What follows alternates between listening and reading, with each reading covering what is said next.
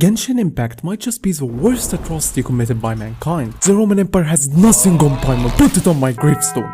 This game is one of the worst cases of corporate greed and pure greasy sloth, ruining what could have been a pretty decent game. For any of you unaware of what Genshin is, run. Don't look back. Genshin Impact is a Chinese gacha game developed by HoYoverse, formerly known as miHoYo. Gacha essentially being a type of vending machine that dispenses a random toy-containing capsule, which in-game translates to kawaii enemy waifus and a crippling gambling addiction. The only price to playing the game is 80 GB of your storage and your dignity. Just look up Genshin Impact player and head over to images. I mean, BAM! But I ain't here to crap all over the fanbase. I mean, y'all need God, but hey, that's your problem, not mine. I'm here to criticize this hot garbage purely from a game design perspective. I've played this game for a few years now, and if, God forbid, you are a Genshin Impact fan, maybe I can save you, make you see the light. Honestly, I cannot comprehend what kind of person would even play this. Now please take a seat, although you're only gonna need the edge of it, as I'm about to tear this multi-billion-dollar corporation that makes more money in a day than 5 consecutive generations of my bloodline will make in a lifetime without adjusting for inflation to shreds.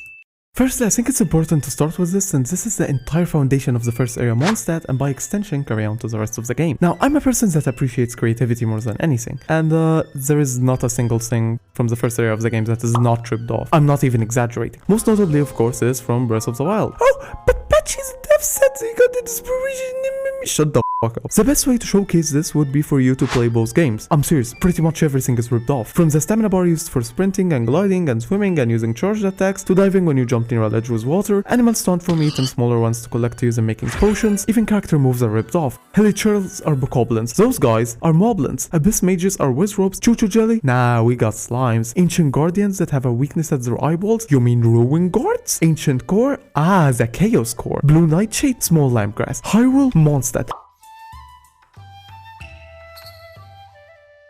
To give them credit, they did stray away from ripping off as they added new areas and started developing their own identity. But the very fundamentals of the game's exploration and movement, which are arguably the most important aspects of the game, are all completely ripped off, almost frame for frame. Not to mention, they still just can't help but stick their grimy hands in the metaphorical cookie jar every once in a while.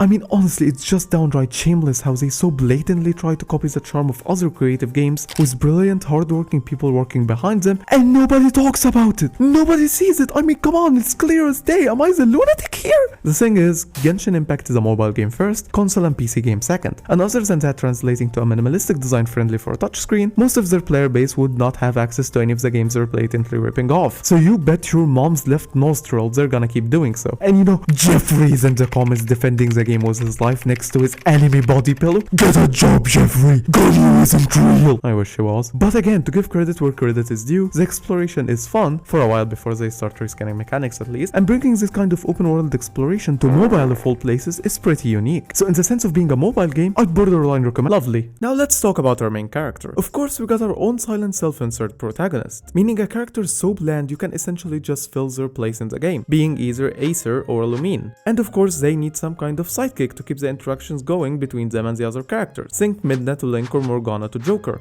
which leads us to the creation of Paimon! Cool!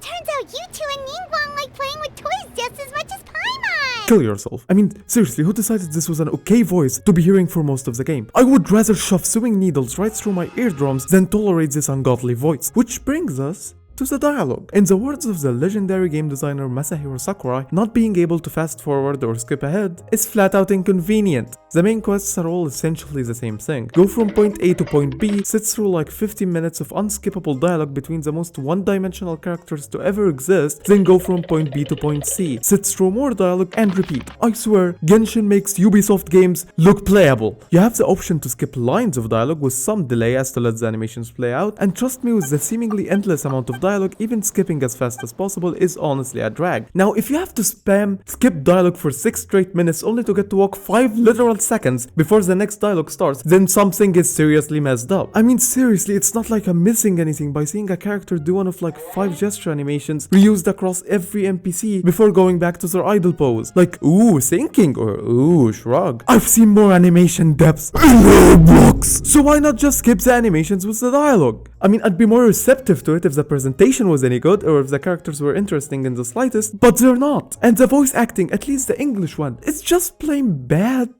Highly unusual considering that the Raiden Shogun appeared in person. Why do you wish to discuss this all of a sudden? Unless you have some information to share. Which is weird, since they have some great voice actors in here, who bring their charisma to the table, giving the characters they're playing some depth and personality solely from their voice. But first, let's hear what Mr. Zhongli has to say, shall we? The police are my b****s. While the rest honestly just blend in together and just sound purely irritating. And while you're talking to these lovely beings, you're gonna get to choose between some dialogue options that 90% of the time are rephrases of each other and lead to the same response. If you're unlucky, maybe you'll get some kind of pre-rendered animated cutscene in between, with reused animations of course. And look, I get it, the game is like over 500 hours at this point. They can't possibly afford this level of quality. Oh wait, right! They can?!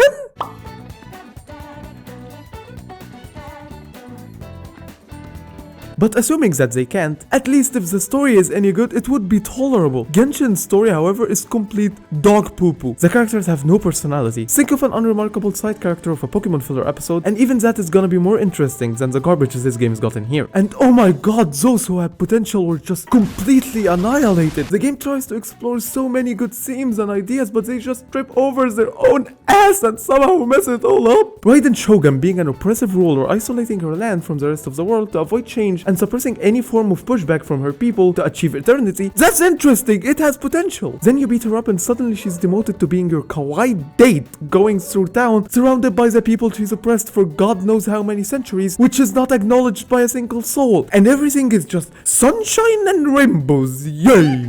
And she learns to see things differently by the worst, most nonsensical examples, like how she can exist in a picture but still be herself, and she has this whole monologue about her understanding it, like, even if I pretend that's a clever way to represent her perspective, don't spell it out for the audience. If you just show her viewing both choices and silently thinking, the audience would understand using subtext. It makes the story more interesting as the audience needs to actually dissect what's going on and view the characters as human beings with their own thoughts and feelings. Spelling it out for them like that just feels completely disrespectful to the audience and to the story you're writing. And aside from the story itself, the gameplay mixed in just smells bad. The worst offender would be Ayaka's story quest. After the most frustrating hour of your life, she forces you to follow her while she moves slower than your normal walking speed as she goes and does all, and the game tries to play it off as an emotional and important scene despite having absolutely no build-up or tension leading to it. She then takes you to the forest where she fulfills every Discord moderator's wet dream, being loved by a woman, followed by her walking into the water shallow as her personality and dancing for you. Ayaka,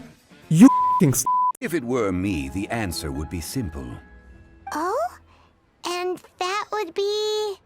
Make sure to kill that strange cat once you find it as well. Do you know why a lot of free games basically prevent you from playing and progressing? It's not only to frustrate you into paying for continues and whatnot, it's a common method used to keep the players engaged. That's where the energy systems come into play. Genshin Impact has risen. No, not like risen. God knows this belongs in the 7th circle of hell. Resin. You get 160 resin per day, which you can use for grinding materials, and it will recharge as long as it's not maxed out. So aside from daily login rewards and battle passes, you also need to log in daily to use your resin. And making progress in this case is building your characters. And this game stops you from making progress harder than I stop myself from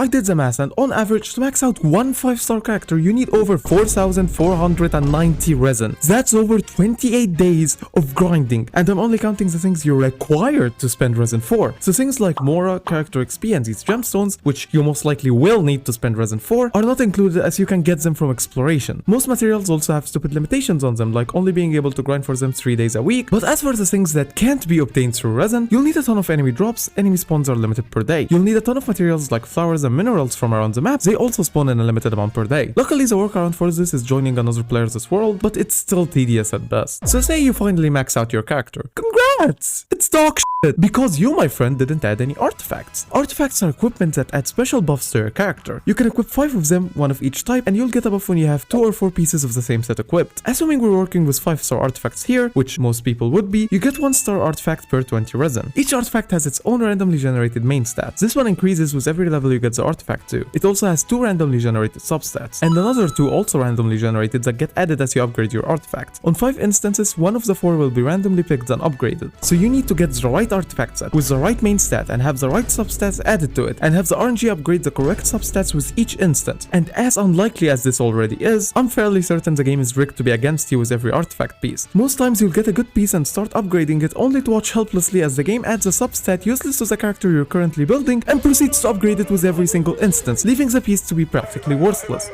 Adventure time.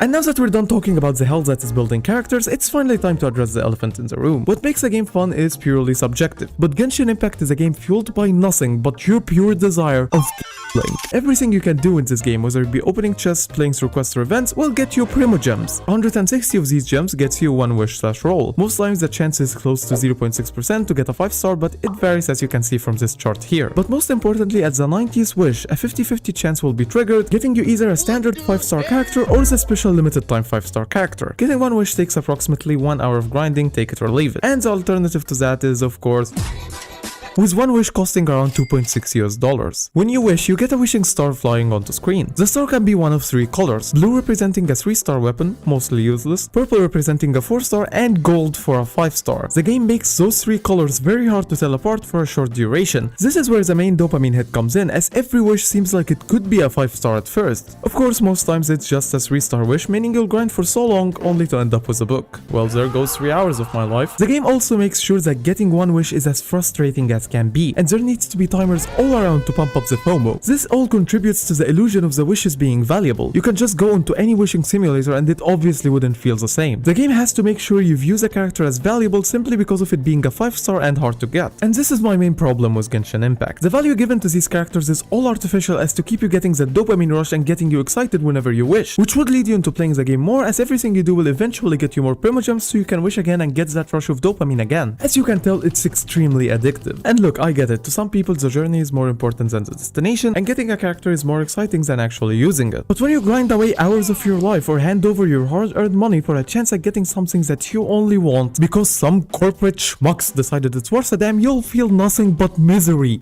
Well, at least you can watch Hotao dance. I don't want to go over how I got this shot. And to add on to all of this, there is no use to getting characters and building them because the game barely has any combat. Getting well-built teams means you'll be either dealing more damage to enemies with proportionately bigger health, or once you get by that point, nothing will be of any challenge to you anymore. It's bragging rights at best. The game does have some visually appealing boss fights in here, and I'll say those are pure works of art. But in terms of gameplay, they don't take any skill or grinding to beat. The most creative they get in terms of gameplay is break a rock to knock down the boss fight, which is such a shame since I believe the combat in this game is genuinely fun. And look, I get it, the game might not be designed for me. I finished Pokepark Wii 100%, I'm a professional gamer, mom! But would it really hurt them to make some enemies take some skill to beat, or at least make them interesting in some way? There is the Spiral Abyss, a side mode where you need to beat strong enemies under strict time limits to get rewards. And this is peak Genshin right here in my opinion. This mode forces me to actually think and dodge and strategize with what characters I have, but it's sadly limited to only 4 levels that reset twice a month. The only notable reward from the Abyss inside the Abyss is of course more primogems. So it's just an endless loop where you get characters that you don't need to get a shot at getting more characters that you don't need. Because this isn't about the gameplay, this isn't about the exploration, this isn't about the story, this is about the gambling. Again, the only enjoyment you're getting behind anything you do in the game is the fact that you're getting primogems out of it. It all revolves around the wishing mechanic, which is just cheap and artificial. It's a mirage, no realer than your father.